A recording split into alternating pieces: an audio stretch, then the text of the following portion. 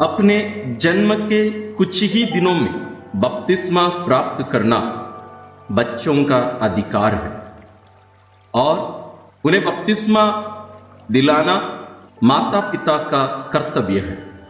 इस महत्वपूर्ण विषय पर कलीसियाई शिक्षा क्या कहती है, इस पर आज हम मनन करेंगे।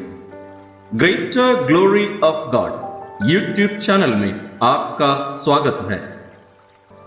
पिछले एपिसोड में हमने देखा कि प्रोटेस्टेंट डिनोमिनेशंस के बहुत सारे जो इकाइयां, जो ग्रुप्स हैं, वे बच्चों को बपतिस्मा देने से इनकार करते हैं, उसका विरोध करते हैं। उसके 10 कारण हम पिछले एपिसोड में देखे और उसमें हम ये भी देखे कि प्रोटेस्टेंट डिनोमिनेशंस के जो स्थापक हैं उनमें से 3 महत्वपूर्ण व्यक्तियों का नाम हम कल देखे, मार्टिन लूथर, जॉन कैल्विन और zwingli। ये तीनों बच्चों के बपतिस्मा के पक्ष में थे और उनके अनुयायी आज भी बच्चों को बपतिस्मा देते हैं। लेकिन अन्य जो डिनोमिनेशंस हैं बहुत सारे इसके विरोध में हैं, उसके बारे में कल हम देखे सीखे। लेकिन इस एपिसोड में हमारा ध्यान हम इस पर लगाएंगे कि कैथोलिक कलीसिया हमें क्या शिक्षा देती है। जैसे हम कैथोलिक कलीसियाई शिक्षा हम 2 भागों में बांटकर हम देखेंगे। एक है पवित्र बाइबल और दूसरा है परंपरागत शिक्षा, जो आज हमें कैटेकिज्म ऑफ द कैथोलिक चर्च के रूप में हमारे हाथ में है। एक प्रकार से उसकी एक इकाई है, एक अंश है, उससे हम आज देखेंगे। एक बात हमें ध्यान में रखने की जरूरत है कि बपतिस्मा का अर्थ केवल पाप से छुटकारा नहीं है, उसके साथ साथ बहुत सारे अन्य फल ईश्वर हमें देते हैं। इसके बारे में हम इसके पहले एक वीडियो बनाए, उसको आप जरूर देखिएगा। थोड़ा सा लंबा सा वीडियो है क्योंकि उसमें हमें बपतिस्मा के द्वारा जो फल ईश्वर देते हैं, जो वरदान हमें देते हैं, जो कृपादान हमें देते हैं, उन पर हम विस्तार रूप से मनन किए हैं। उनको समझना हमें जरूरी है ताकि आज आगे जो बातें हम चर्चा करेंगे उसको आप समझ पाएंगे। नहीं तो शायद आप पूरी बातों को नहीं समझ पाएंगे, इसलिए आप उसको देखिएगा। मैं उसका लिंक आपको डिस्क्रिप्शन में दे रहा हूं।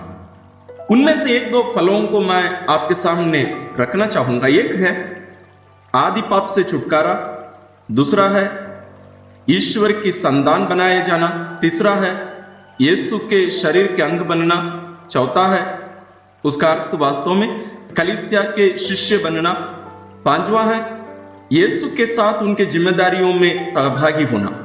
और भी बातें हैं, आप उसमें देख लीजिएगा। लेकिन ये बातों को मैं इसलिए आपके सामने रखा क्योंकि लोग सोचते हैं कि बपतिस्मा प्राप्त करने का अर्थ केवल पापों से छुटकारा है, व्यक्तिगत जो पाप हम करते हैं उससे छुटकारा। नहीं, वो केवल नहीं है। जो भी बातें अभी मैं बताया ये सब और भी है, उसको आप देख लीजिएगा। तो आइए आज के इस वीडियो के पहले भाग में हम जाते हैं। पवित्र बाइबल के द्वारा कलीसिया हमें क्या सिखाती है। सबसे प्रथम बच्चों के लिए यीशु का प्रेम। यीशु बच्चों से बहुत प्यार करते थे। जब लोग बच्चों को यीशु के पास ले आए लेकिन उनके शिष्य उनके माता पिता को डांटे तो यीशु नाराज हुए। इसके बारे में हम पढ़ सकते हैं संत मत्ती रचित सुसमाचार अध्याय 13 से 15 में। उस समय लोग ईसा के पास बच्चों को लाते थे जिससे वे उन पर हाथ रखकर प्रार्थना करें। शिष्य लोगों को डांटते थे, परंतु ईसा ने कहा, बच्चों को आने दो और उन्हें मेरे पास आने से मत रोको, क्योंकि स्वर्ग का राज्य उन जैसे लोगों का है। और वह बच्चों पर हाथ रखकर वहां से चले गए। यहां यह बात स्पष्ट है कि ना केवल यीशु बच्चों से प्यार करते थे, बल्कि वे यहां एक बात स्पष्ट कर रहे हैं कि ईश्वर का राज्य उन बच्चों जैसे लोगों का है। उम्र में बड़े होने की जरूरत नहीं है। यीशु कहते हैं स्वर्ग का राज्य इन बच्चे जैसे लोगों का है। तो यीशु का प्यार बच्चों के प्रति, तो यीशु जो अपने शिष्यों को डांटकर उन बच्चों को आशीर्वाद दिए, क्या आपको लगता है कि ईश्वर जो बपतिस्मा संस्कार के द्वारा हमें अपनी संतान बनाते हैं, बच्चों को इस महान वरदान से वंचित करें? कभी नहीं हो सकता।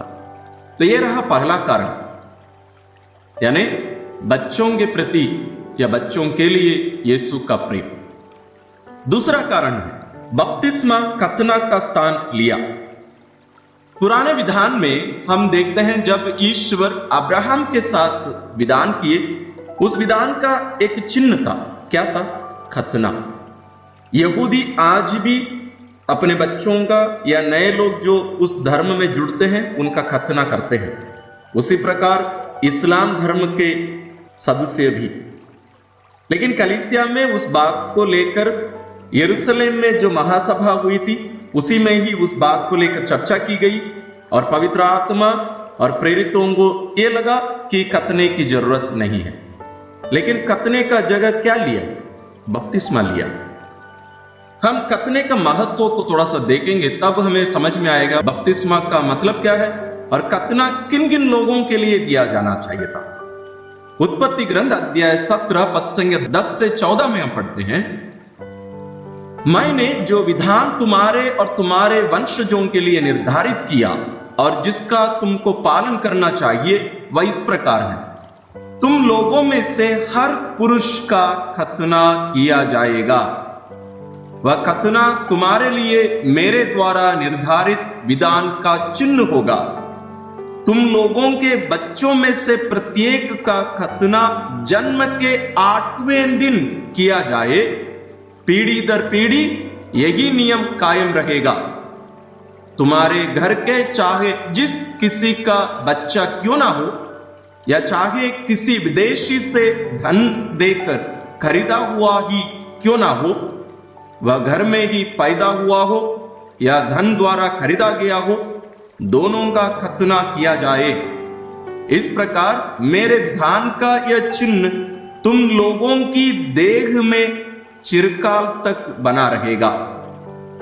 वह पुरुष अपने लोगों से बहिष्कृत किया जाएगा जिसकी देह में खतना नहीं किया गया है, क्योंकि उसने मेरे विधान का नियम भंग किया है। यदि हम इस बात को समझ जाएं तो शायद हम बच्चों को बपतिस्मा देने की जो कलीसियाई शिक्षा है, जो धारणा है और जो परंपरा है और जो करती आ रही है कलीसिया, इसका विरोध कोई नहीं करेगा। इस पाठ से हम एक दो बातों को ध्यान देंगे। सबसे पहले खतना विधान का चिन्ह है। दूसरा, जितने भी लोग इस्राएली थे या यहूदी थे उन सबों का खतना किया जाना था। आज भी करते हैं, जैसे मैंने कहा। पद संख्या 12 में लिखा गया है, बच्चों के जन्म के 8वें दिन उनका खतना किया जाए। 8वें दिन, यह विधान है। क्या बच्चे ईश्वर के साथ इस्राएलियों की जो विधान था या इब्राहिम का या अब्राहम का जो विधान था, क्या बच्चे समझते थे? नहीं, आज भी नहीं समझते हैं। लेकिन उसका कारण यह बता दिया गया है। पद संख्या 14 में लिखा है, वह पुरुष अपने लोगों से बहिष्कृत किया जाएगा जिसकी देह में खतना नहीं किया गया है, क्योंकि उसने मेरे विधान का नियम भंग किया है। तो ईश्वर का नियम था ये, हर बच्चा, हर पुरुष का खतना किया जाए। बच्चों का 8वां दिन, उनके जन्म के 8वें दिन उनका खतना होना था। लेकिन आपके मन में एक प्रश्न उठ रहा होगा, वो तो खतना है, लेकिन हम बपतिस्मा की बात कर रहे हैं। संबंध है इसके बीच में। सबसे पहले इब्राहिम हमारे विश्वास का पिता कहलाते हैं और यीशु आकर पुराने विधान की पूर्णता प्रदान करते हुए एक नए विधान की शुरू करते हैं और उस विधान के अनुसार खतना की जरूरत नहीं है, उसका जगह पर आता है बपतिस्मा। लेकिन आप ये मन में एक प्रश्न उठ सकता है, बाइबल में लिखा हुआ है क्या ये बात? जरूर लिखा है। कलोसियों के नाम संत पौलुस का पत्र अध्याय 2 पद संख्या 11 में संत पौलुस लिखते हैं, उन्हीं में यानी यीशु में आप लोगों का खतना भी हुआ है। वह खतना हाथ से नहीं किया जाता, वह खतना मसीह का अर्थात बपतिस्मा है, जिसके द्वारा पाप में शरीर को उतारकर फेंक दिया जाता है। देखिए बात स्पष्ट है, संत पौलुस हमें बताते हैं कि खतना का स्थान क्या ले लिया है? बपतिस्मा ले लिया है। तो जो महत्व इस्राएली यहूदी खतना को देते थे, वही महत्व आज या उससे ज्यादा महत्व आज कलीसिया बपतिस्मा को देती है। बपतिस्मा विधान का चिन्ह है, क्योंकि इसी के द्वारा ईश्वर हमें अपनी प्रजा बनाते हैं। आप थोड़ा सा कल्पना करके देखिए, सोच कर देखिए, जब आपके घर में आपकी संतान है, आपके बच्चे हैं, आप उनका बपतिस्मा नहीं दिलवा रहे हैं, आप बच्चे को घर में रख रहे हैं, कितने साल तक? कुछ प्रोटेस्टेंट डिनोमिनेशंस की धारणा है, जब तक उनको पूरी शिक्षा ना मिले, उनको पूरी जानकारी ना हो, उनमें पूरा विश्वास ना आ जाए और पूरा वे यीशु को ना जाने और यीशु को मुक्तिदाता ना माने, तब तक उन्हें बपतिस्मा नहीं देना चाहिए। हम उन्हें पूर्ण रूप से उनका जो अधिकार है उससे उन्हें हम वंचित कर रहे हैं। हमारी गलती के कारण वे ईश्वरीय कृपा से वंचित कर दिए जा रहे हैं। इसलिए यहां इस पाठ से हमें यह बात स्पष्ट है कि बच्चों को बपतिस्मा देना अनिवार्य है। चाहिए केवल नहीं, अनिवार्य है। ये उनका अधिकार है। यदि उनका अधिकार है तो माता पिता और कलीसिया का कर्तव्य है, ना केवल माता पिता का बल्कि कलीसिया का भी कर्तव्य है ये। और एक बात मैं जोड़ना भूल गया, वो यह है कि यीशु का भी खतना हुआ था। कब? 8वें दिन। संत लूकास रचित सुसमाचार अध्याय 2 पद संख्या 21 में हम पढ़ते हैं, 8 दिन बाद बालक के खतने का समय आया और उन्होंने उसका नाम ईसा रखा। स्वर्गदूत ने गर्भधान के पहले ही उसे यही नाम दिया था। तो यीशु का भी खतना हुआ था। यीशु इसलिए वो इस्राएली है। यदि उनका खतना नहीं हुआ होता वो इस्राएली नहीं कहलाते। तीसरा कारण है, ईश्वरीय राज्य में प्रवेश करने कोई उम्र सीमा नहीं है। यीशु जब बपतिस्मा के बारे में शिक्षा दिए, वो इसके लिए कोई उम्र की सीमा नहीं रखे। वे नहीं कहे कि बड़े लोग ही इसको प्राप्त कर सकते हैं।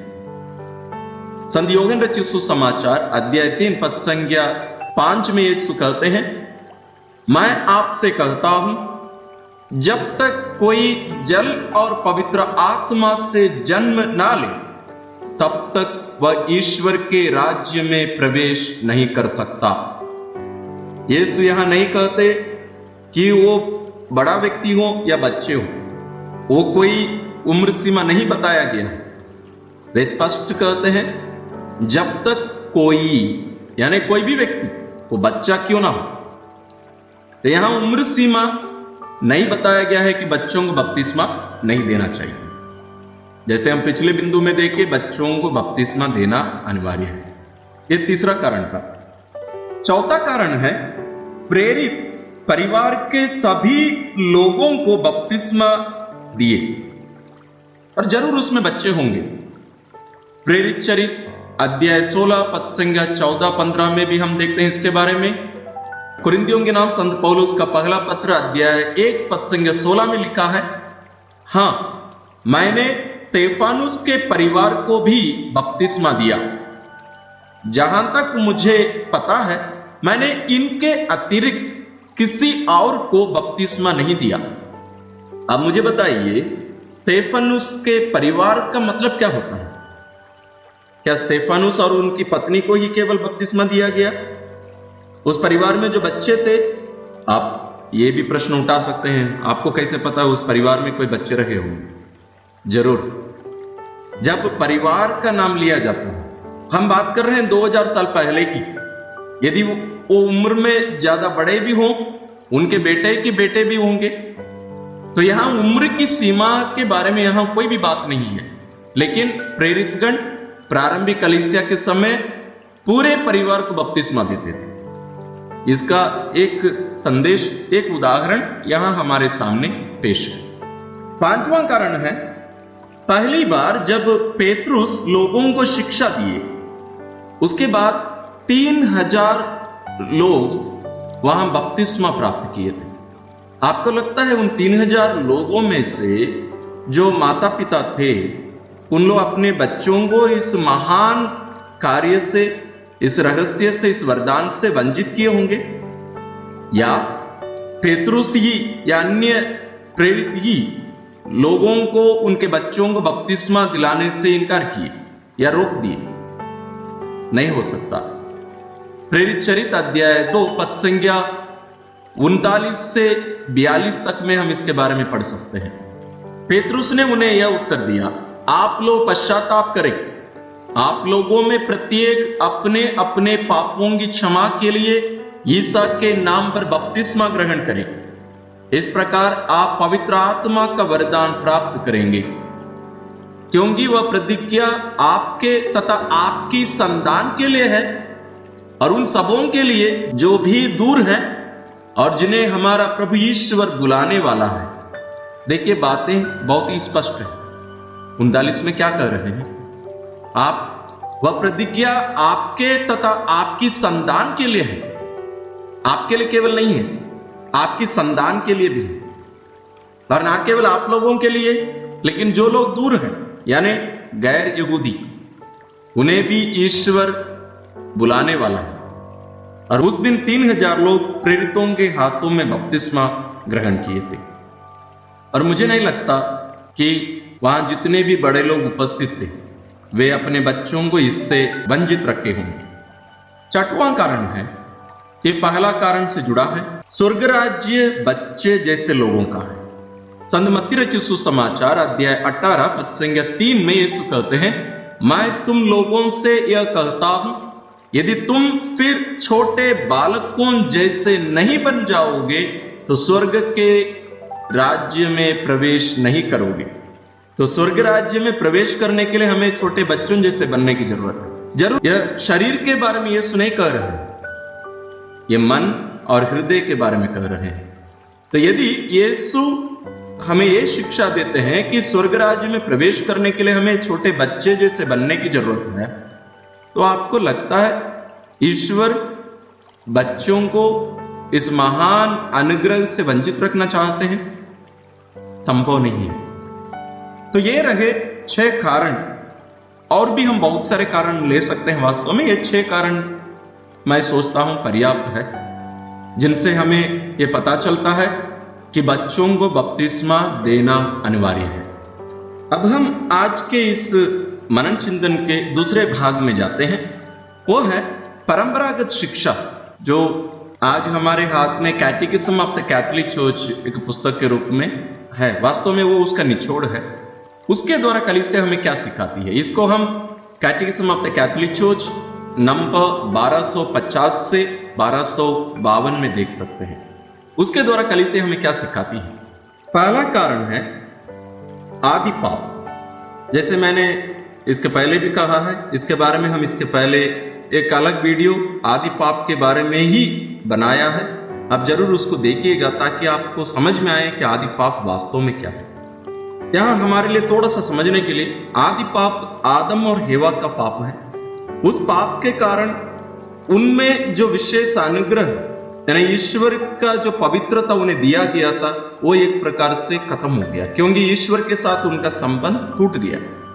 वो हम मानव में वो बना रहता कब तक? जब तक हम बपतिस्मा प्राप्त ना कर ले। तो जो बच्चे आज जन्म लेते हैं आज भी, उन लोग भी पापी हैं। अपने स्वयं के पाप के कारण नहीं, बल्कि आदम और हेवा की संतान होने के कारण वो भी पापी हैं। और मां के गर्भ में जो बच्चे हैं वो भी पापी हैं। तो हर कोई इस दुनिया में पापी है, अपने पापों के कारण केवल नहीं है। इस बात को आपको समझने के लिए आप जरूर उस वीडियो को देखने की जरूरत है। आप प्लीज उसको देख लीजिएगा। तो इसके अनुसार हमारा जो स्वभाव एक प्रकार से गिर गया, खत्म हो गया, पतन हो गया उसका, उससे उभरकर हमें आने के लिए ईश्वर एक नया रास्ता हमें दिखाते हैं। वही है संस्कार, विशेष रूप से बपतिस्मा संस्कार। उसके द्वारा हम एक नया जन्म पाते हैं, हम नई प्राणी बनते हैं, जिसके बारे में हम बपतिस्मा के फल नामक एक वीडियो जो बनाए हैं उसमें विस्तार रूप से इसके बारे में चर्चा की गई है, आप जरूर उसको देख लीजिए। तो बपतिस्मा संस्कार के द्वारा ना केवल हम पाप से छुटकारा पाते हैं, बल्कि हमें नया जन्म दिया जाता है, और हम जो इस अंधकार में दुनिया के अधीन पड़े रहते हैं, हमें ईश्वर अपनी ज्योति में ले जाते हैं। वहां हमें ईश्वर की संतान की स्वतंत्रता ईश्वर हमें प्रदान करते हैं। यह रहा पहला कारण। दूसरा कारण है, बपतिस्मा संस्कार के द्वारा हमें एक महान वरदान दिया जाता है। वो महान वरदान ईश्वर की संतान बनने का, और बच्चे इस महान वरदान से वंचित नहीं किए जाना चाहिए। बच्चों को बपतिस्मा देना अनिवार्य है, क्योंकि उसके द्वारा ईश्वर हमें अपनी संतान बनाते हैं। इसके बारे में हम पवित्र बाइबल से जो कारण हम देखे, उसमें से दूसरे कारण में हमने इसके बारे में विचार किया है, मनन किया है।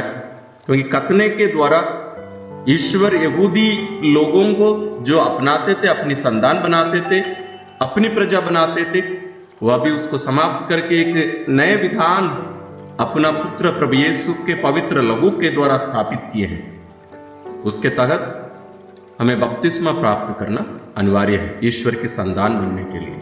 और ईश्वर की संतान बनने के लिए हमें बड़े होने की जरूरत नहीं है, क्योंकि ये ईश्वर का कार्य है, ये मनुष्य का नहीं है। तीसरा कारण है, माता पिता का कर्तव्य है। जब वैवाहिक जीवन में वे प्रवेश करते हैं संस्कार के द्वारा, विवाह संस्कार के समय वहां पूछा जाता है उनसे, क्या ईश्वर आपको जो संतान प्रदान करेंगे, क्या आप विश्वास में उनका पालन पोषण करेंगे, विश्वास में आगे बढ़ाएंगे? और सभी कहे हां हम करेंगे। तो ये केवल अन्य शिक्षा देना या उनका शारीरिक देखरेख करना केवल नहीं है, उनका वास्तव में प्रथम कर्तव्य ईश्वरीय जीवन जो इन संस्कारों के द्वारा ईश्वर हमें देते हैं, उन्हें अपने बच्चों को प्राप्त कराना है, कलीसिया से मांग कर देना है। इसलिए जब बच्चों का बपतिस्मा होता है, तब पुरोहित माता पिता से पूछते हैं, आप अपने बच्चों के लिए कलीसिया से क्या मांगते हैं? तो माता पिता ये नहीं कहते हैं बपतिस्मा, वे कहते हैं विश्वास। हम विश्वास की मांग कर रहे हैं। तो बच्चे उनके विश्वास के कारण या उनके विश्वास के द्वारा वे बपतिस्मा प्राप्त नहीं कर रहे हैं, बल्कि माता पिता और धर्म माता पिता के विश्वास के कारण उन्हें बपतिस्मा दिया जाता है। उसके बारे में अगले बिंदु में भी हम थोड़ा सा मनन करेंगे, लेकिन इसमें एक बात हमें स्पष्ट ध्यान में रखने की जरूरत है, ये माता पिता का कर्तव्य है, क्योंकि ईश्वर जो ईश्वरीय वरदान अपनी संतानों को प्रदान करना चाहते हैं, उसे माता पिता के द्वारा उन्हें देते हैं कलीसिया के माध्यम से। तो ये माता पिता का कर्तव्य होता है। इस बिंदु पर हमें और एक बात ध्यान में रखने की जरूरत है। मैं बार बार ये माता पिता से कहता हूं, आपके बच्चे आपके नहीं। जैसे हम कहते हैं मेरा बेटा, जरूर आप कह सकते हैं, लेकिन वास्तव में वो आपका बेटा या बेटी नहीं है, वो ईश्वर का बेटा या बेटी है। आपके द्वारा ईश्वर उनको जन्म दिए हैं, आप उनको जन्म नहीं दिए हैं, आप अपने बच्चों को जीवन नहीं दिए हैं। इस बात को हमें ध्यान में रखने की जरूरत है। अधिकांश माता पिता ये सोचते हैं मैं इनको जन्म दिया, मैं इनको बनाया। कैसे संभव है? ईश्वर ने बनाया है उन्हें, और आपके द्वारा अपने लिए ईश्वर संतान उत्पन्न किए। आप एक माध्यम मात्र हैं, आप स्रोत नहीं है। चौथा कारण है, परंपरागत शिक्षा के अनुसार ये प्रारंभिक कलीसिया से ही बच्चों को बपतिस्मा देते आ रहे हैं। जैसे हम बाइबल से जो कारण हम देखे, उसमें ही हम देख चुके हैं कि जरूर प्रेरित लोग बच्चों को बपतिस्मा जरूर दिए होंगे। यहां हमें यह देखने की जरूरत है, बच्चों को क्यों बपतिस्मा देना चाहिए। वे तो विश्वास नहीं कर सकते हैं, उन्हें यीशु के बारे में कोई जानकारी नहीं है, ना तो दुनिया के बारे में कोई जानकारी है, ना पाप के बारे में कोई बोध है। तो उनको हम कैसे दें बपतिस्मा? बच्चों को माता पिता और धर्म माता पिता के विश्वास के कारण बपतिस्मा दिया जाता है। इसलिए आप लोग यदि बपतिस्मा संस्कार में भाग लेने गए होंगे तो आप ध्यान दिए होंगे, जलती हुई मोमबत्ती छोटे बच्चे के हाथ में नहीं, माता पिता और धर्म माता पिता के हाथ में दिया जाता है। वो विश्वास का जो प्रतीक, पुनर्जीवित यीशु का जो प्रतीक, वो जलती हुई मोमबत्ती बच्चे के हाथ में नहीं दिया जाता है। लेकिन यदि कोई बड़ा व्यक्ति बपतिस्मा ग्रहण करता है, उसके हाथ में दिया जाता है, माता पिता और धर्म माता पिता के हाथ में नहीं। इसका कारण यही है। और इसलिए माता पिता, धर्म माता पिता और कलीसिया की जिम्मेदारी है, यानी स्थानीय कलीसिया की जिम्मेदारी है उस बच्चे को विश्वास में आगे बढ़ाना, उनका पालन पोषण करना केवल माता पिता का, धर्म माता पिता का नहीं है, तो स्थानीय कलीसिया की भी जिम्मेदारी है। पांचवां कारण है बपतिस्मा विश्वास का संस्कार है। जरूर वहां विश्वास होना अनिवार्य है, लेकिन चौथे बिंदु में जैसे हमने देखा, बच्चे विश्वास नहीं कर सकते, उनको उसके बारे में कोई जानकारी नहीं है, लेकिन वो विश्वास, माता पिता के विश्वास के कारण बच्चे बपतिस्मा प्राप्त करते हैं, उन्हें बपतिस्मा दिया जाता है। और ये कोई कर्म का नहीं है, बात ध्यान में रखिएगा, ये कोई कर्म का नहीं है कि बच्चे कोई अच्छे कार्य कर कर वो ईश्वरीय जीवन जिएंगे, नहीं, उनके कर्म के कारण नहीं, बल्कि ईश्वर अपने अनुग्रह के कारण, अपनी दया और कृपा के कारण उस बच्चे को अपनाते हुए अपनी संतान बना रहे हैं। हम भी जब बपतिस्मा प्राप्त करते हैं, क्या आपको लगता है कि आप पूर्ण रूप से विश्वासी बन गए? मैं मानता हूं जब हम बपतिस्मा प्राप्त किए, उससे लेकर हमारा विश्वास की जो यात्रा है वो प्रारंभ हुई है, वो मजबूत होते जाता है, वो विश्वास और दृढ़ होते जाता है। तो इसलिए बच्चों को बपतिस्मा देना अनिवार्य है। तो ये कर्म का नहीं बल्कि विश्वास का संस्कार है। विश्वास का मतलब ये ईश्वर द्वारा मुफ्त में, हमारे कोई कर्म के कारण नहीं, मुफ्त में दिया जाने वाला एक संस्कार है। ये कोई विरोधाभासा के लिए या विरोध करने के लिए नहीं है, लेकिन हमें जानना अनिवार्य है।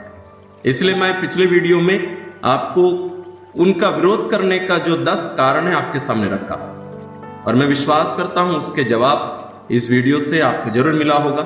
यदि आपको और भी कोई संदेह है, इस पर आप जरूर अपना विचार कमेंट्स में प्रकट करिएगा, ताकि जरूरत पड़े तो और भी हम इस पर चर्चा आगे करेंगे।